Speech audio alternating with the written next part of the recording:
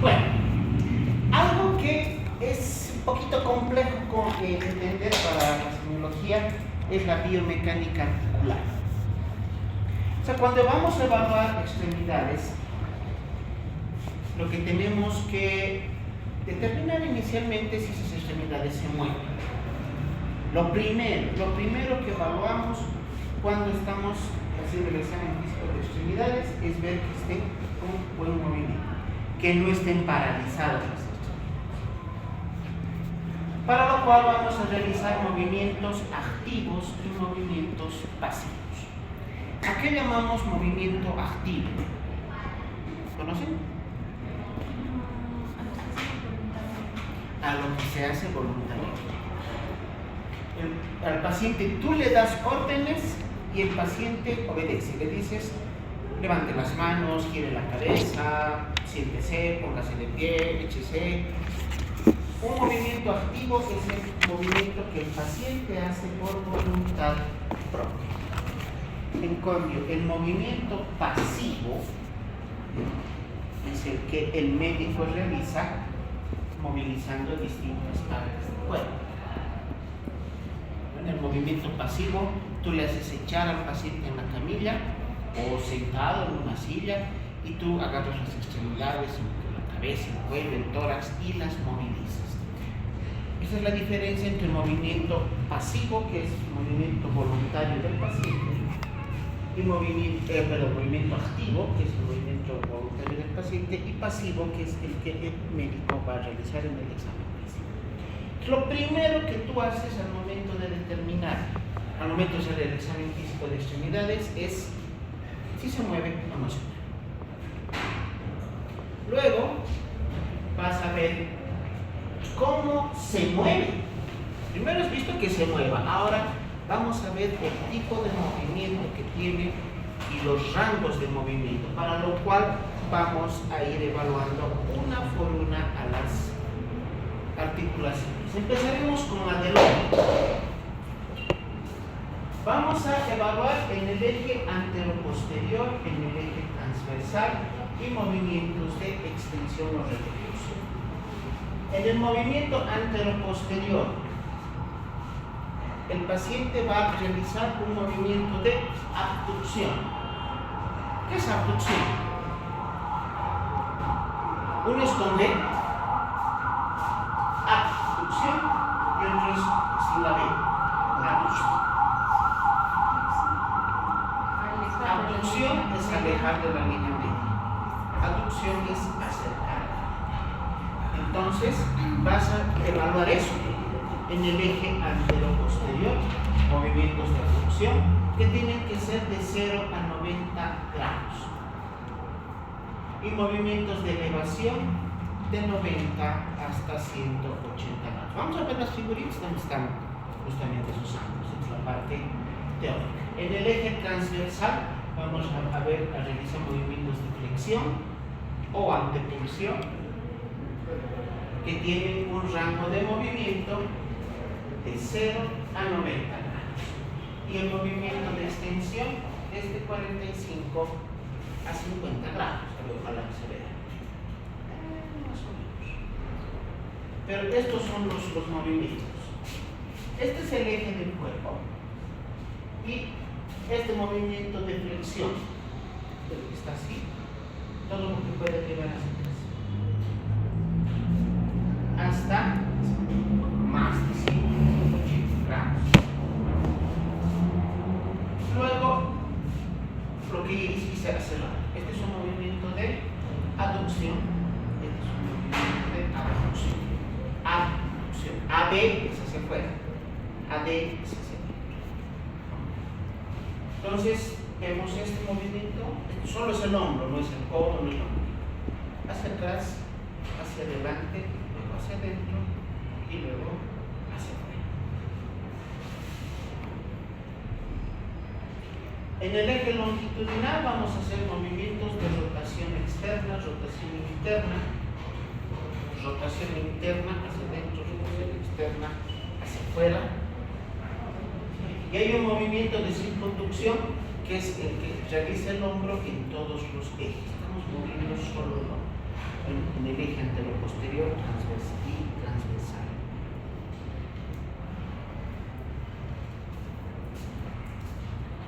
Movimientos de flexión anterior hacia arriba hasta 180 grados en este eje.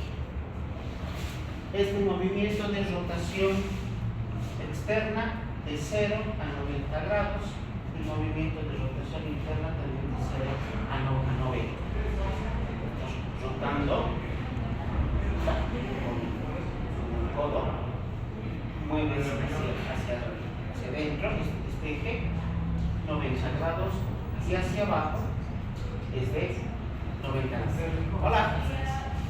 Tiene el problema. Evaluemos el hombro. Al hombro no solamente hay que moverlo, también hay que verlo, hay que hacer inspección.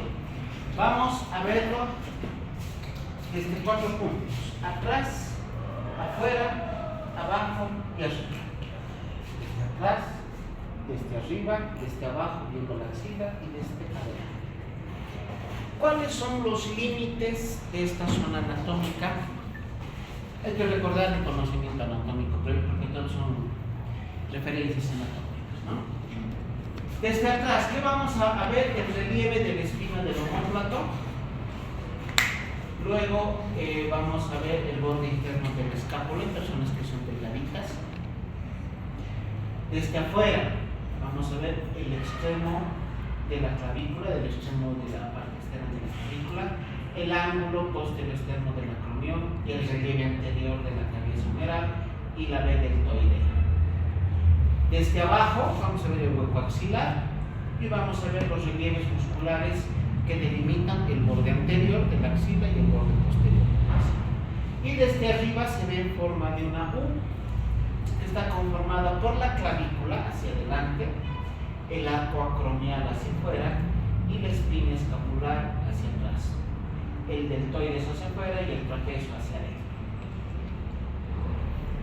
Pesadilla, ¿no? Acordarse otra vez anatomía. Lo que yo menos me acuerdo es anatomía. Bueno, ¿qué buscamos cuando palpamos? Como en cualquier otra zona. ¿Tenía información? Dolor. Lo primero que buscamos es dolor. Tocas la cabeza, tocas la cara, el cuello, el tórax. ¿Qué buscas primero? Dolor. En segundo lugar, otra situación que podemos llegar a determinar con la palpación es alteraciones anatómicas, ¿no? ¿Qué vamos a palpar? El acromión. Luego vamos a palpar el troquín, el troquínter, el tendón de la porción larga del bíceps, la apófisis coracoides y la extremidad superior del húmero. Se podrá tocar todos esos. ¿Se acuerdan, no? ¿Dónde se el troquín, dónde se el troquínter? Acá, en la cabeza. Se podrá tocar. Aquí sí. Hay un relieve. ¿Cuál es ese? ¿Es el troquín o es el troquín? Se toca. Entonces nos toca. Es el más grande. Porque uno es chiquitito, otro es más grande. Es el troquín. Eso sí se puede. En una persona con una contextura, llamémosle normal, se puede llegar a palpar. ¿Se han tocado ustedes? ¿Duele? No tendría por qué doler. Pero si duele, tocas el hombro justo ahí y duele. ¿Y qué piensas?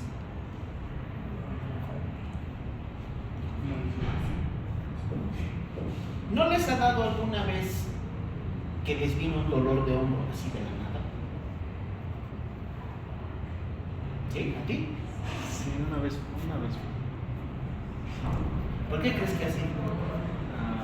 Por jugar. Por jugar, ¿qué has jugado? Futsal, me cae. Fútbol. ¿Tú? En el colegio usaban las mochilas de un solo lado y todo el tiempo cargaba mis libros. Ya, también por sobreesfuerzo. ¿Tú? Mala posición para subir. Eso es algo muy común. A mí también me ha dado. Duele y hay un dolor de intenso. A mí me ha dado una vez por dormir con el hombro destapado. Te das la vuelta, ni te das cuenta y el hombro destapado.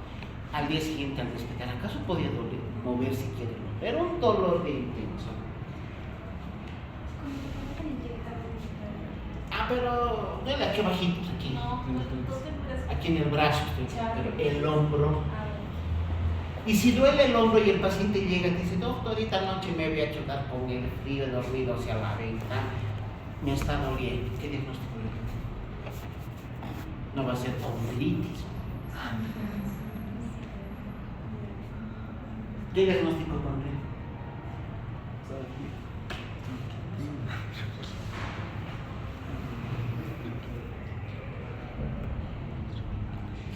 El diagnóstico correcto a anotar es síndrome de hombro doloroso. Síndrome de hombro doloroso, cuya principal etiología es afrigori. Exposición a frío. Tú tocas esta zona que estamos viendo acá en este diapositivo, tocas el hombro y apenas le tocas la vuelta. Y mucho más si haces movimientos. El paciente no puede hacer movimientos ni pasivos ni movimientos activos. Ahora, si te caes, te golpeas, dependiendo de la lesión, vamos a obviar que sea fractura, solo traumatismo a nivel del hombro. ¿Qué es lo primero que se golpea? La parte más externa del hombro, la parte ósea. ¿Cuál es? Justamente la cabeza. Y aquí siento que está la articulación, acromio, clavicular. Te golpeas el hombro y puede haber fractura a nivel de la cabeza, del cuello, del húmero, o no se fractura en la articulación acromioclavicular, pero se sale. Así es, ¿no? A ver, ¿cómo? Esta es la clavícula, está pegadita a la acromio. Y se sale. Cuando un huesito se sale de una articulación que se llama luxación. Es una luxación. Es una luxación. Y ahí vas a encontrar un signo. Porque es así. Miren, esto tienen que ver. Esta es la clavícula, lo ves así, y se eleva. Entonces tú vas a ponerla en su lugar y se eleva. La pones en su lugar y se eleva. Eso se llama signo de la tecla. Signo de la tecla. Entonces el signo de la tecla en el hombro, ¿qué diagnostica? Luxación de articulación acromioclavicular. El signo de la tecla. Y cualquier circunstancia que produzca dolor a nivel del hombro vamos a poner como diagnóstico síndrome de hombro doloroso. Puede ser traumático, puede ser afrigori o puede ser por sobreesfuerzo, y justo ahora están esos tres ejemplos. Bueno, ¿qué más? En el codo, ¿qué tenemos que evaluar en el codo? Lo primero que hacemos, ¿qué es? Movimientos, ¿ven? Movimientos.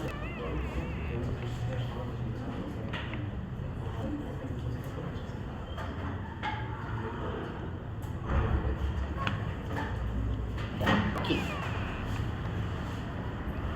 Lo primero, movimiento. Este es flexión, extensión. Rotación interna. Rotación.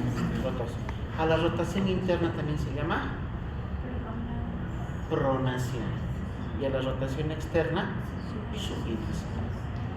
En el codo sí se pueden evaluar esos movimientos: flexión, extensión, pronación y supinación. O rotación interna, rotación externa. Ahora, físicamente en la inspección, ¿qué vamos a ver aquí? En el mío no se ve nada. En ti se ve mejor. Bueno, las venas. Las venas. Lo que, bueno, ahorita sigo más fácil. Lo que se llama La M venosa. la M venosa. ¿Por qué es importante conocer las partes del M venoso? Amamentación no puede. Para el tratamiento. Tomas. Ya para toma de muestra de sangre o para administración de medicamentos endovenosos.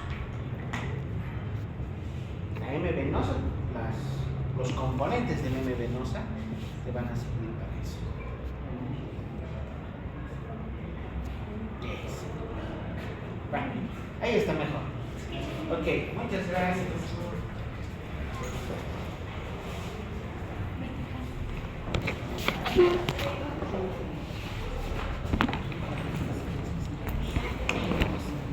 Diego, este es.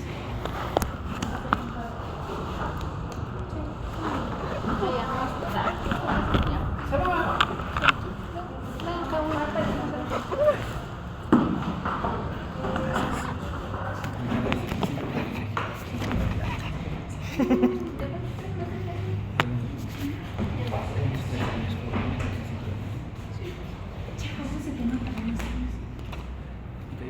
Ah, pues está bien. Ahí está. Entonces, componentes de la M venosa: la vena cefálica, vena basílica y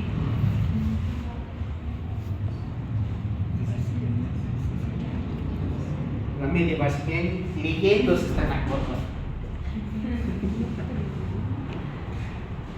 ¿Cuál es la mejor para toma de muestra? La mediana, porque es la más gruesita. La más gruesita. Tienes que realizar una ligadura acá por encima del límite del codo. Al paciente le pides que aumente la presión haciendo movimientos de abrir y cerrar la mano de tal manera que sobresalga.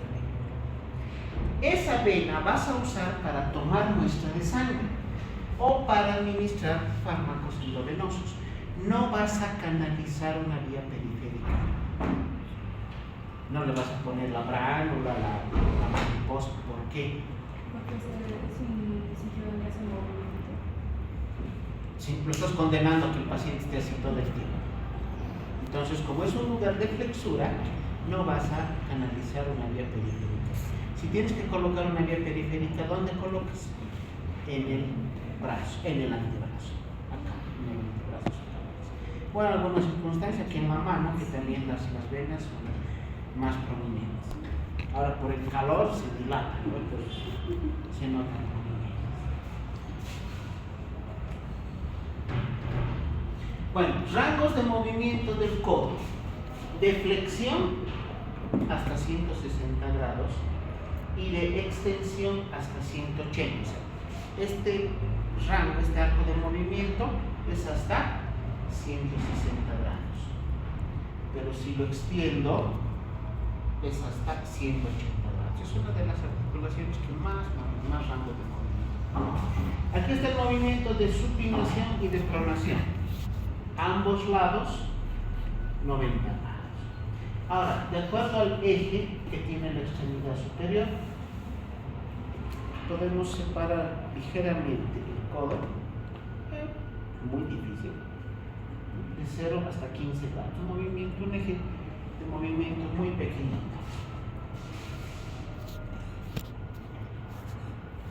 Luego vamos a palpar los surcos del olecranon. Estos dos de acá. ¿Qué pasa por ahí?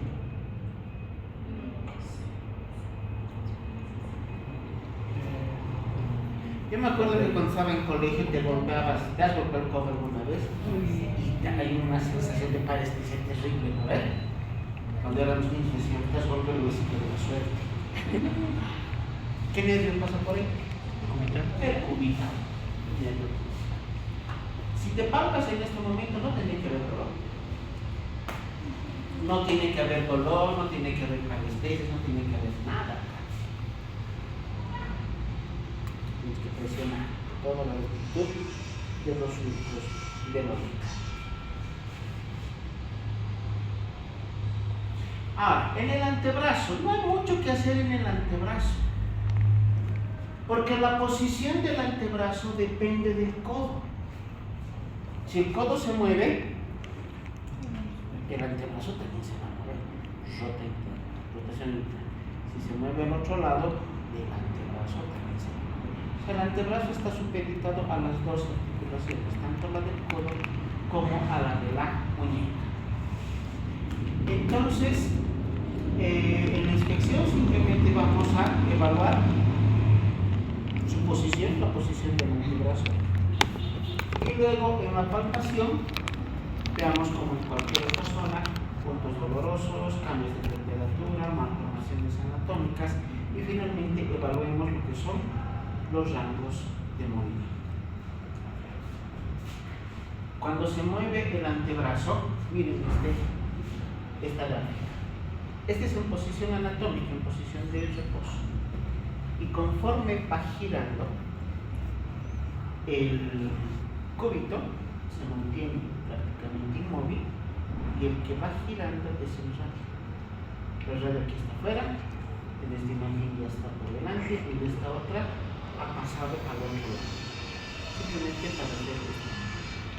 Algo que es tan simple, tan rutinario, implica movimientos, implica la acción de varios músculos que van a ser los que van a lograr. Hemos visto alguna patología de hombro. ¿Qué pasa si el paciente no puede mover el codo? Este es el ángulo, el movimiento de ángulo más amplio. No puede hacer esto. ¿Qué creen que ha pasado? ¿Por qué no por la mano?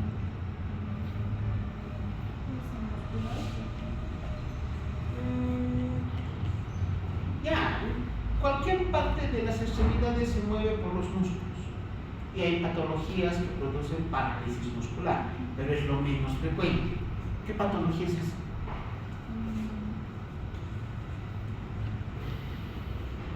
La miastenia gravis, que produce parálisis de los músculos de manera generalizada.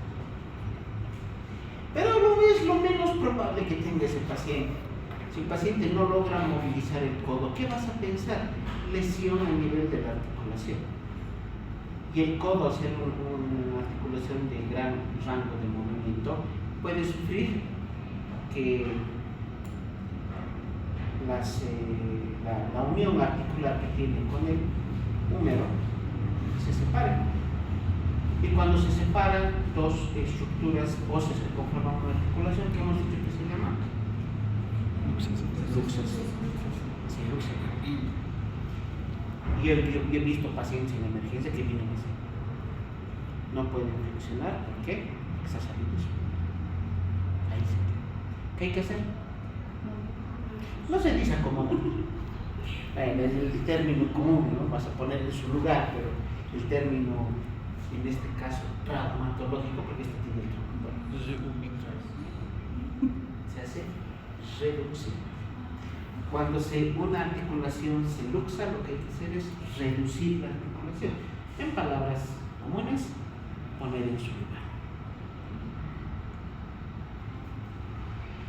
Por eso no me gusta traumar.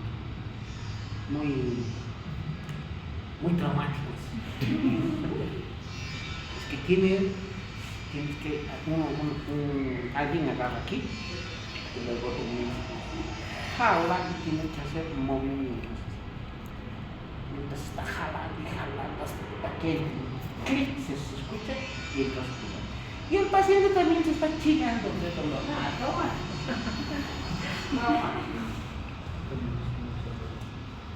Bueno, no es parte de la materia, porque traumatología es una materia individual, pero quisiera que conozcamos por lo menos generalidades de las fracturas. ¿Por qué? ¿Cuál de los segmentos de las extremidades son más propensos a fracturas? El número. La cara. ¿Cuál es el antebrazo? Medial.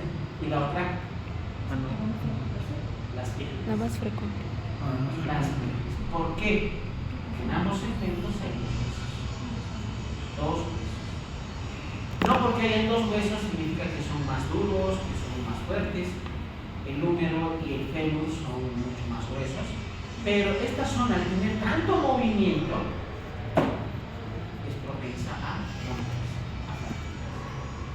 Bueno, la fila de la izquierda tenemos fracturas simples. Se llama fractura simple cuando solamente se ha fracturado un hueso. Ahora no vas a decir fractura por si acaso es diagnóstico. Fractura es diagnóstico. Cuando describas eso no vas a decir el hueso se ha roto. ¿Qué terminología usas? Como no se dice herida, no te cortas, no vas a describir en la historia clínica como herida. ¿Qué término se usa? Porque para las heridas y para las fracturas es el mismo.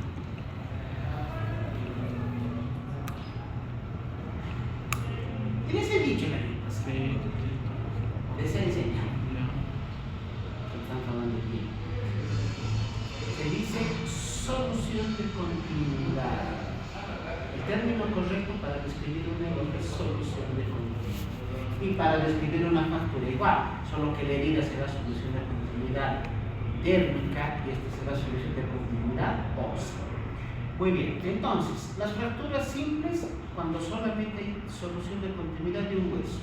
Arriba vemos fractura simple de radio, abajo, al medio, fractura simple de cúbito. Y cuando se rompen ambos huesos es fractura, la de abajo, están rotos los dos. Fractura doble de antebrazo. Esos serían los diagnósticos.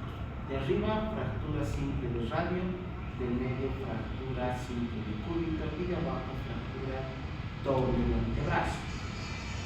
Puedes poner doble de antebrazo o doble de radio y cúbito, pero como no hay otros huesos, está por demás decir cuáles son.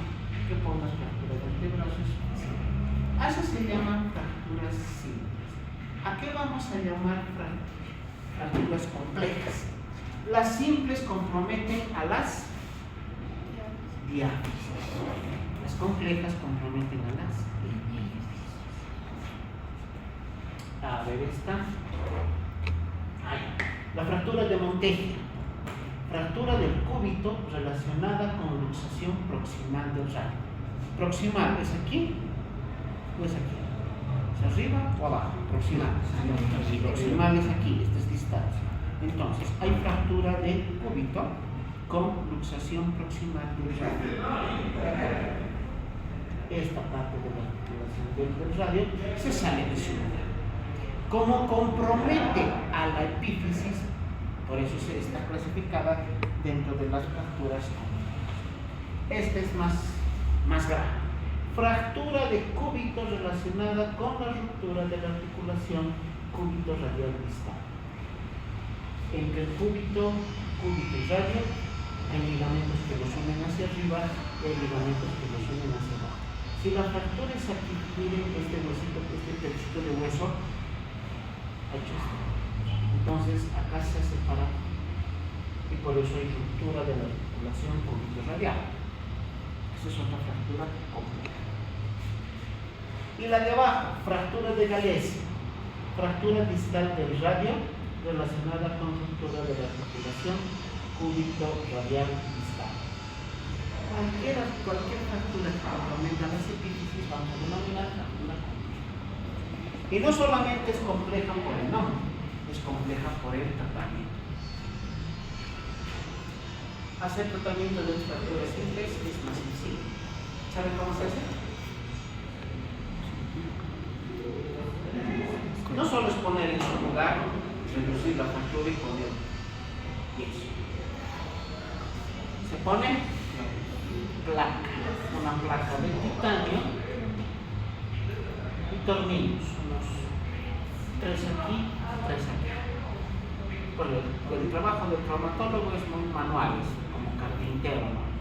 Porque igual que el carpintero tiene que agarrar la broca, hacer huequitos, sacar el hueso, colocar la placa y con el desarmador meter el tornillo. Es como poner una bisagra de una puerta.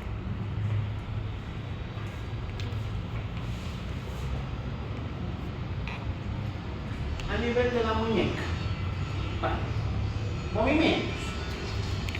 La muñeca se se mueve en flexión, en extensión.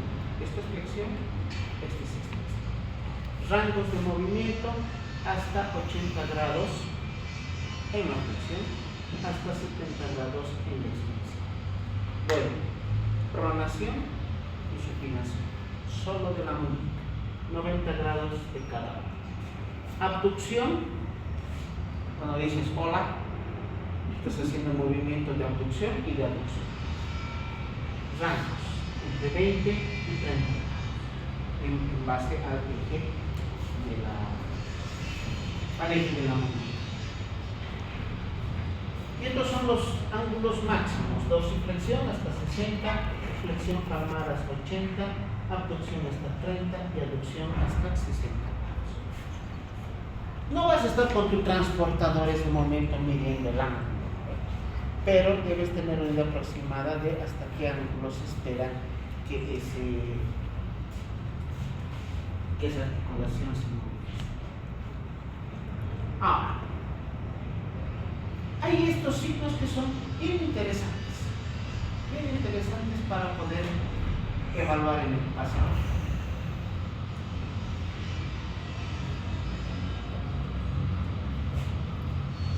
Tu muñeca. Vas a agarrar tus dos dedos y vas a hacer así.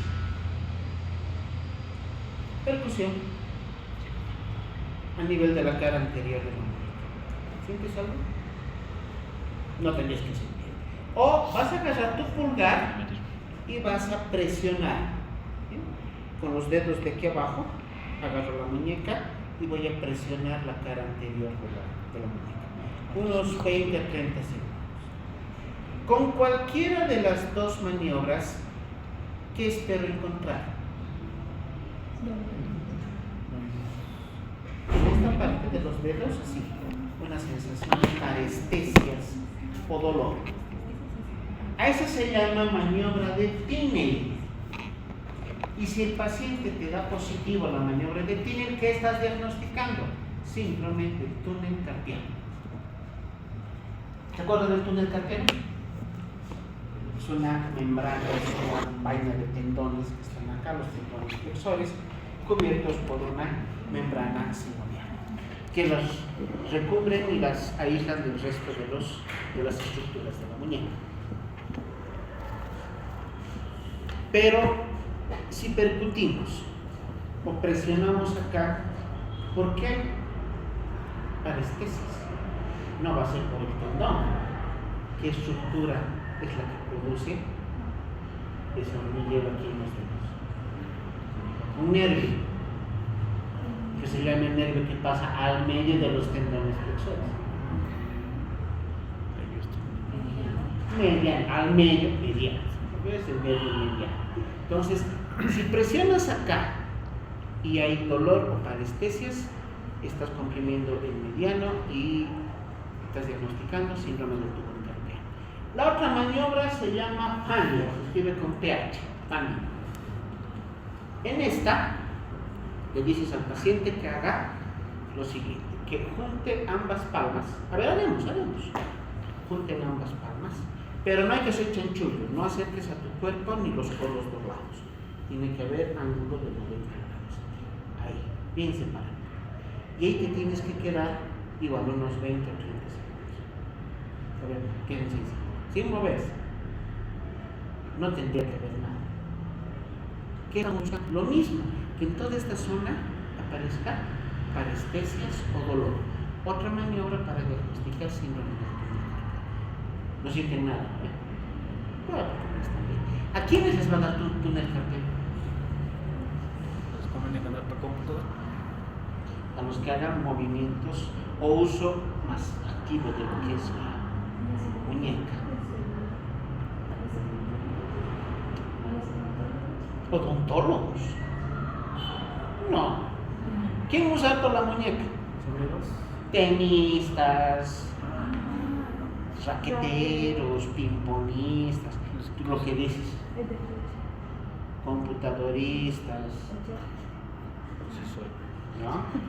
Entonces, toda actividad que implique uso masivo uso permanente de las muñecas.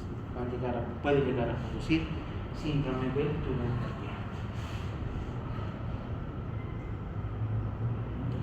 Hay una patología que se llama la tenosinovitis de Decker-Wein, el mismo nombre que hemos visto en tiroides, que se produce por la inflamación de la vaina común del extensor corto y abductor largo del pulgar a su paso por el estiloides, por la apófisis estiloides. Con la apófisis estiloides, esta de acá, esta es la apófisis estiloides, que está al ladito del pulgar. Dolor selectivo en la tabaquera anatómica, que se puede irradiar hacia el antebrazo al movilizar el pulgar o al realizar la maniobra de la pinza. Conocemos la maniobra de la pinza. Al realizar este movimiento o movimientos simples del pulgar, el paciente nos va a referir dolor a nivel de la tabaquera anatómica. ¿Se acuerdan? ¿Ve aquí la tabaquera anatómica? Simplemente con extender el pulgar, aquí ya se forma la tabaquera. Entonces, si hay esta tenosinovitis de Decker-Wein, dolor al movimiento del pulgar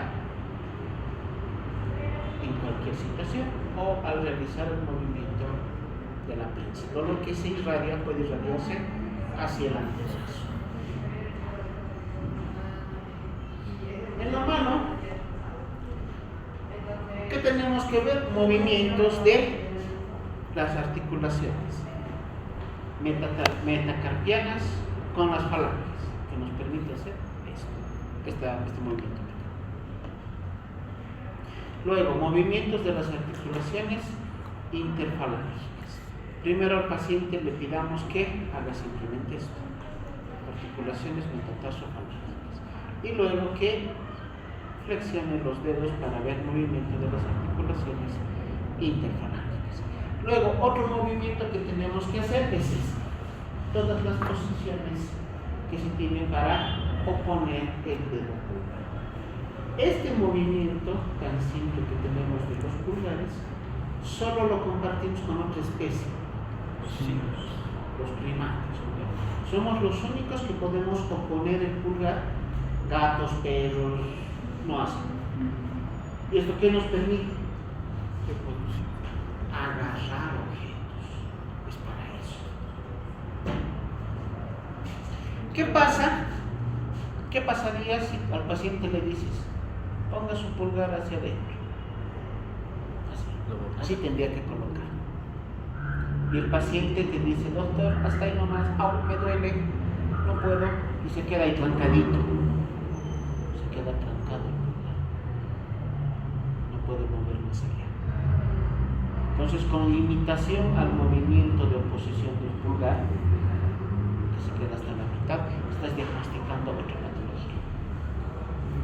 Artrosis de la articulación metacarpofalángica del pulgar. Pero tiene nombre propio, se llama risartrosis, con R, risartrosis, con Z, RZ, risartrosis. Risartrosis del pulgar, que es artrosis de la articulación metacarpofalángica del pulgar. A nivel de las manos, tenemos varias características semiológicas que nos van a ayudar para poder evaluar a un paciente con artritis. ¿Qué tiene un paciente con artritis? Dolor. Clínicamente, dolor. Dolor a nivel de las articulaciones, las que hemos evaluado ahorita, metacarpofalángicas y las interfalángicas. Al paciente le aparecen nodulaciones, como chinchoncitos, en las articulaciones interfalángicas distales o en las articulaciones interfalángicas proximales. ¿Tú cómo vas a revisar? Con dos dedos, pulgar e índice. Es esto. Uno por uno los dedos, buscando esa malformación, buscando que aquí en esta articulación no esté hinchada. Así simplemente vas a buscar los nódulos. Clínicamente clínicamente es característica de la artritis. ¿Dónde está esto? No está aquí.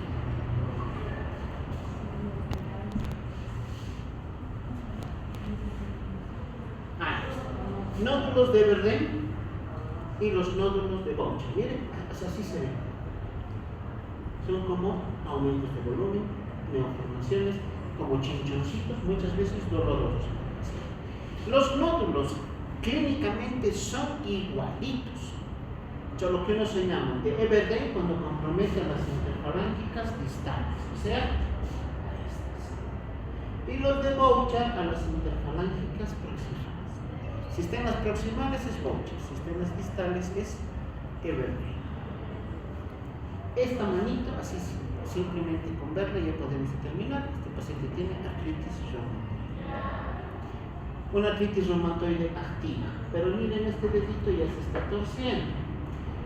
La mano en un paciente con artritis puede llegar a torcerse en término vulgar. Hay una desviación cubital de los dedos. ¿Han visto pacientes así? Así tienen sus dedos. No pueden ni agarrar un bolígrafo. Y esta característica de los dedos también tiene nombre, esa desviación cubital. ¿Saben qué se llama?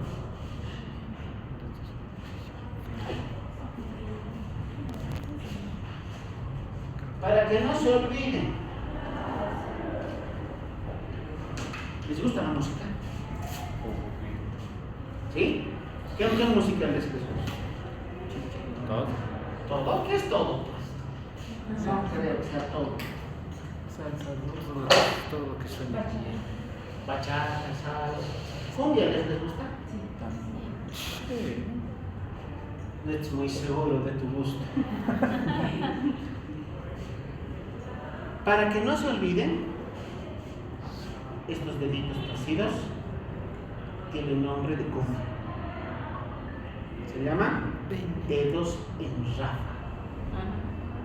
Está como sus cumbieros. ¿En serio? En la anterior. Manos en ráfaga, desviación cubital de los dedos. Dedos en ráfaga. Otra característica, los dedos en cuello de cisne. Miren, como una letra S, como el cuello de un cisne. Porque nuestros dedos son así. Cuando flexionamos, tienen forma de una letra C. En cambio, en los pacientes con artritis, esta articulación se luxa y se va al otro lado.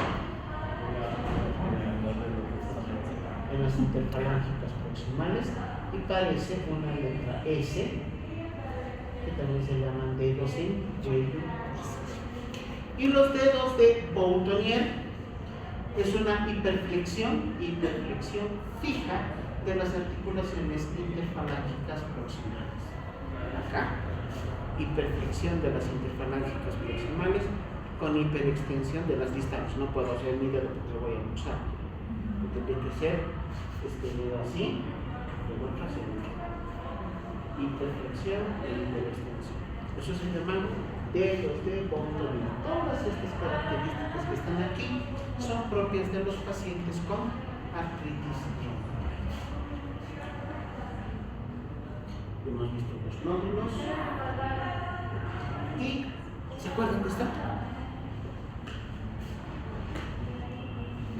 Contractura de Dupuytren. ¿Para qué sirve? ¿Qué diagnosticamos?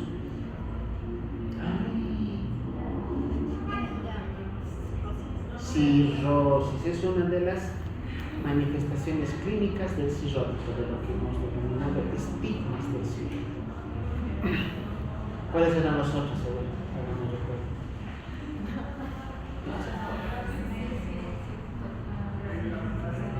Dedos.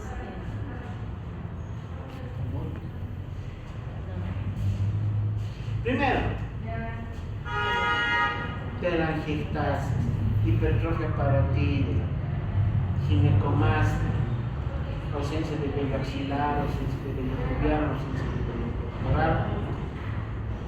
En varones, atrofia testicular, en las manos, eritema palmar, hipertrofia de eminencia tenar y hipotenar, y la contractura dilatada, que se produce por fibrosis de los tendones flexores del dedo medio, dedo anular o meñique. Usualmente yo he visto en el dedo anular. Si el dedo se queda así, no puede ni extenderse ni flexionarse. Ahí se queda por fibrosis. Típico de las cirrosis. Los tofos.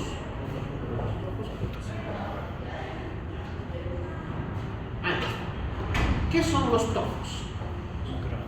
Son estas malformaciones, neoformaciones que se presentan sobre todo a nivel de las articulaciones interfalangicas distales, que yo no de que yo no. ¿Se parecen a los nódulos de Everdeen o de Boucher? No. Porque estos tofos, los nódulos de Everdeen son sólidos y tienen contenido de células. Acá, ¿qué creen que hay? Y no es pus, aunque tengan puntitos blancos, no es pus. ¿Calcificaciones? No. Acumulación de ácido úrico.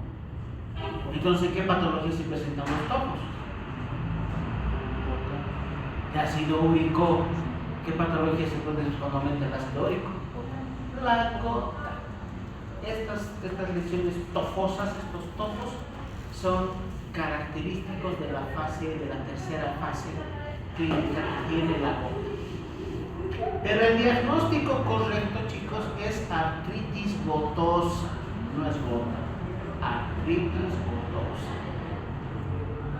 Tú pinchas esos puntitos blancos que parecen mochitos, no va a salir pus.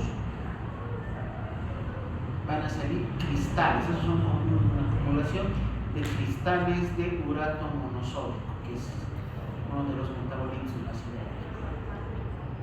Eso para el reumato, por si acaso, el próximo semestre, así les tendrían que enseñar. Cuando lleven el tema de artritis gotosa, gota. Algunas características de la mano. Mano en garra. Parece la garra de un animal, ¿no? Lesión del nervio cubital.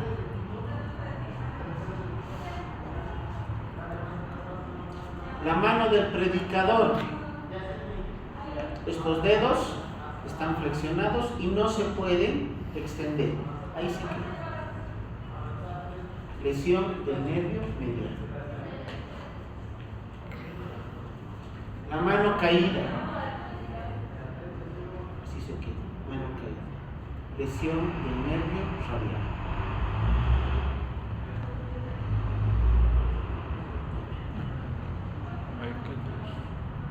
Anótense. Nuestras piernas diapositivas. No, no diapositivas. Ahí está. Mano en garra, lesión del nervio cubital. Mano del predicador, lesión del nervio mediano.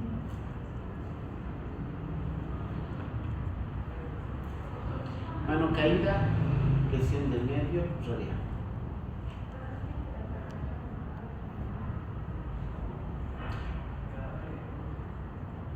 Esto es bien raro.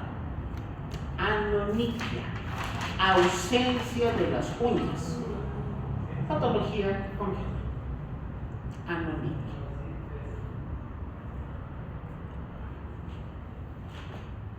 Dedos en palillo de tambor. ¿Alguno de ustedes está en la banda de su colegio? ¿Tocaban tambor? Yo tocaba tambor. Me encantaba. ¿Cómo se llaman estos? A los palitos cuando se toma el tambor. ¿Toca el tambor? Baquetas. Y estos dedos tienen forma de baqueta. Delgaditos acá, se hinchan y se hacen redonditos hacia arriba. Dedos en palillo de tambor. El término más correcto sería dedos en baqueta. ¿Qué se produce? Por insuficiencia respiratoria crónica. Insuficiencia respiratoria crónica. Una patología que te da insuficiencia respiratoria crónica. EPOC, bronquitis crónica, Tuberculosis.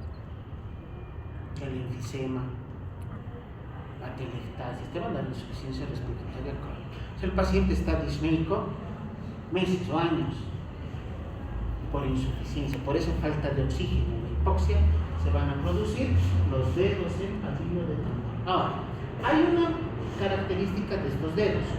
Hay que ver la angulación entre la piel y la uña. Lo normal es que sean 160 grados. Aquí, fíjate tu uña en la piel, máximo 160 grados. Si pasan los 180 grados, se llama acropaquia. Más de 180 grados se llama acropaquia. Y la acropaquia es característica de la insuficiencia respiratoria crónica por los dedos en palillo de tambor.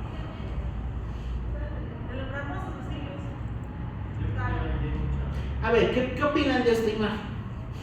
Si vengo solo por tener los dedos así, ¿para qué una radiografía de tórax?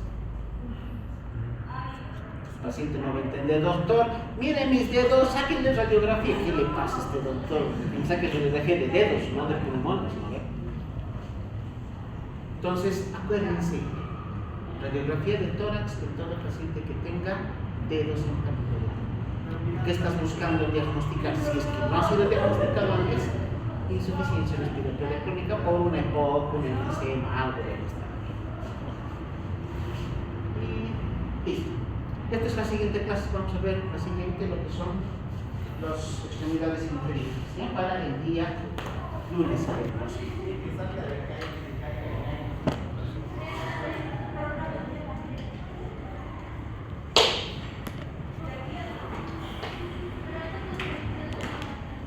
¿Tienen la costumbre de comer 12 platos? Mañana supuestamente se comen 12 platos. 12 platos sin carne. ¿Qué comen? Bien sano. Trucha. Tortilla. Papas. Papas a la huancaina. A mí me encantan las papas a la huancaina. Queso mancha. No O algo sé. así. Se come queso macho, pero no es santo de mi devoción el queso macho. Cuando yo era niño nos hacían comer 12 platos, pero no son platos, platillos. En platillos, en pañeritos, ahí nos damos. No llegamos ni a la mitad, porque son platos muy pesados. ¿Qué se come en el Perú? ¿Hay alguna Sopa de viernes. cosa especial? ¿Esa es el día? Sopa de viernes. ¿Sopa de? De viernes. ¿Qué es el chupe? No lleva carne. ¿Qué tiene? Choros, huevera de pescado, queso, leche, habas, choclo. Todos son, con una sola sopa todos Sí. son. Y unos camarones más. Y unos camarones o cangrejo. Si tiene pescado o productos marinos, a mí me gusta. Para entrar un ceviche, su arroz con su arroz con marisco o su arroz chaufa. ¿Aquí qué se come? Ají de huevo, Sopa de maní, no sé cómo. ají de habas, Ají de arvejas. come la carbonada. ¿Conocen la carbonada? Es ají de zapallo. Acá le hicimos locro. Locro, también se llama locro. Locro y ajíaco de habas. Aquí en La Paz, en la zona de La Paz, he escuchado, yo lo conocía como locro porque mi mamá es de Sucre. Toda la zona del valle le dicen locro, pero aquí se llama carbonada. Carbonada de zapallo. Es ají de zapallo. Ají de zapallo con queso. Con queso, su habas, Con habas, con choclo. Y si quieren su huevo frito. ¿Saben que como internista yo le tengo miedo a mañana? ¿Por qué? No, sería lo de menos. Porque no te. ¿Saben qué voy a esperar el lunes? Diabetes descompensados. Semana Santa, Navidad y Año Nuevo. Todos años por las masitas. Le dices al diabético, cuídate la dieta. Les vale un pepino. En serio, este fin de semana van a estar los hospitales con diabetes. Se viene el lunes con seguridad que me van a ver. Bueno chicos, nos vemos. Adiós, doctor. ¿Cómo les hizo su video? Es más, pero no han vuelto a mi papel.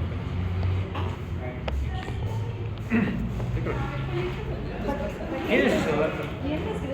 Si se lo tienes. No tengo, está arriba. Ahorita he subido en estado y no ha visto.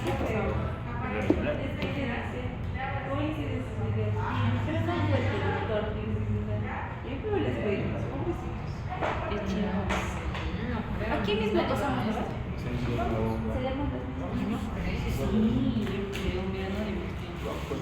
A ver,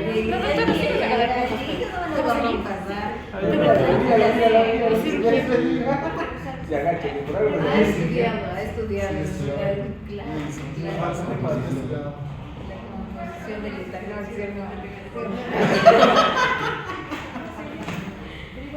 vas a ver.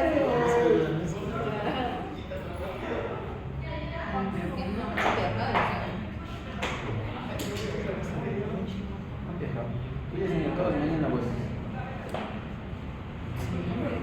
¿Quién? Supuestamente, ¿por qué no? Como el doctor me llama.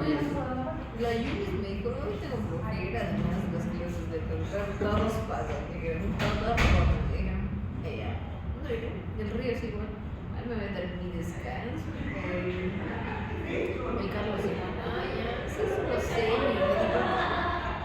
Así funciona. ¿qué? Después de esto me toca Chile, ¿no? ¿Verdad?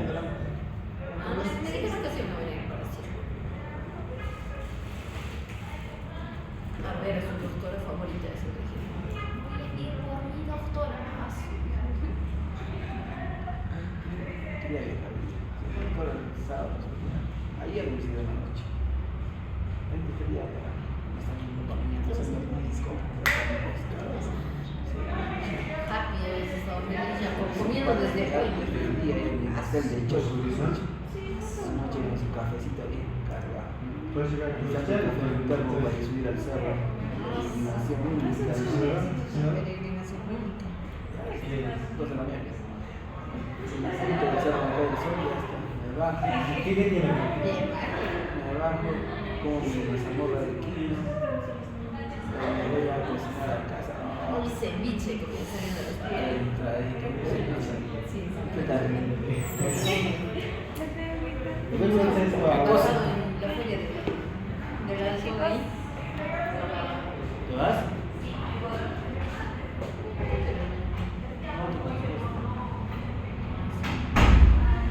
La doctora venía de aquí. ¿Cuántos pelados ya se suben a clase? Ayer ya se suspende. Estaba mal, mi corazón. Estaba así, caminando. Se me hizo mal ayer. Que salí yo bajado para venir a me faltaba oxígeno con mi bolsa. Creo que usé mi cuerpo. Estaba ahí, por favor.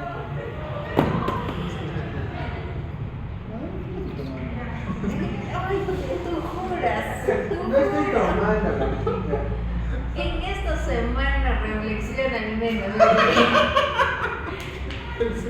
Deja esa cruz. Sí, por favor, Will. No, O como los chicos. Esta semana Dios dijo tomar vino y compartir el pan. El miércoles, pues. El martes para el miércoles. Lo que pasa es que íbamos a hacer el trabajo, ¿no? De cirugía principal en el hospital de Costa. Y Dios dijo tomar el vino, full vino. Entonces, Chica, ¿por qué no lo paras?